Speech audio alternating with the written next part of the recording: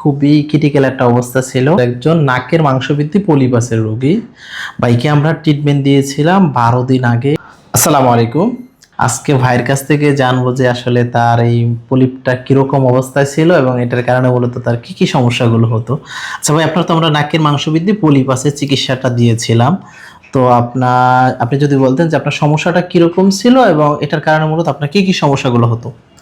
আগে নাক বন্ধ থাকতো, মাথা ভার থাকতো, রাত্রে নিঃশ্বাস নিতে পারতাম না, ঘুমানো কষ্ট হইতো, এই ধরনের সমস্যা।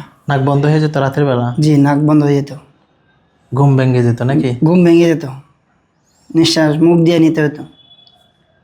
মাঝে মধ্যে এই সমস্যাটা হতো কিনা? মাঝে মধ্যে হইতো। তো আমাদের ঠিকানাটা আপনি কোথা থেকে কিভাবে পাইলেন?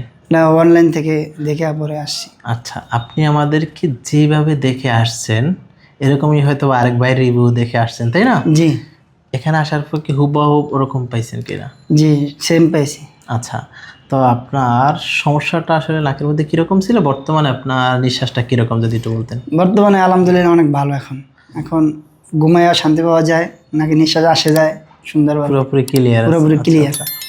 তো আপনার মতন এরকম অনেকে আছে কিন্তু এই রোগী পলিপাসের সমস্যা আছে, মাংসবৃদ্ধি আছে, টার্মিনেটের সমস্যা আছে, টিএনএস সমস্যা আছে, সাইনাসাইটিসের সমস্যা আছে, পাইলসের সমস্যা আছে। আসলে তারা অনেকেই জানে না যে আসলে কোথায় গেলে একটা ভালো সেবা পাবে। হ্যাঁ, এটা নিয়ে বর্তমানে মানুষ কিন্তু হতাশ। তো তাদের উদ্দেশ্যে আপনি কিছু কথা যদি বলতেন।